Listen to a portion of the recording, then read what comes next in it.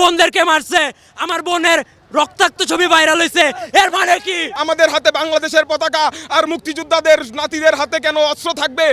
আমি নিজেও আহত হয়েছি এই ছাত্রলীগের সন্ত্রাসীদের হামলায়। দেখেন আমরা কি দেশের ধৈর্যা, আমরা কি দেশের নাগরিক না? আমরা দেশের ভবিষ্যৎ, আমরা ছাত্র সমাজ, আমরা পড়ালেখা করি, আমরা সংবিধান জানি। দেশ যদি সংবিধান অনুযায়ী না চলে তাহলে বাংলাদেশের ছাত্র সমাজ আজ জেগে উঠেছে। বাংলাদেশের ছাত্র সমাজ সংবিধান অনুযায়ী দেশ না চললে দেশ অচল করে দিবে ইনশাআল্লাহ, ইনশাআল্লাহ।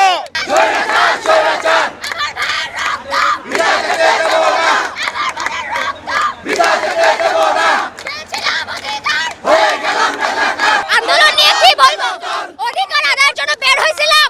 আমার কয়েকটা মেয়েরা নিয়ে কাঁদতেছিলাম, আমার মেয়েগুলো বাঁচান।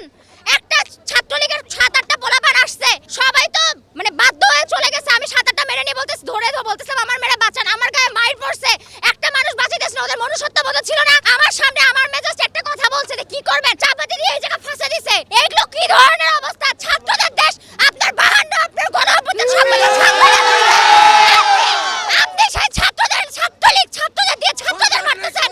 আপনারা কি? আপনারা মানুষ? আপনারা কি? দয়া মায়া নাই?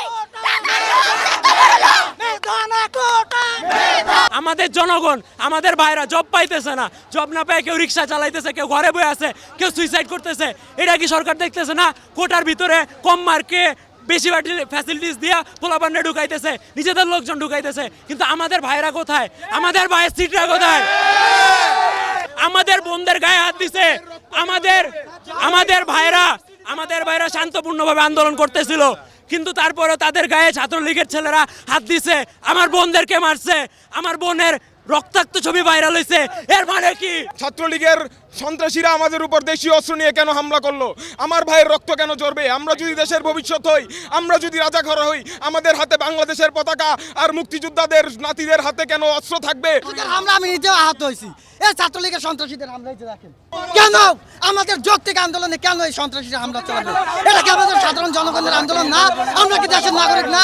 আজকে আমরা আমাদের অধিকার আদায় করার জন্য আন্দোলন করতেছি, সেখানে উনি আমাদের কি বলতেছে আমরা নাকি রাজাকারের নাতিপুতি।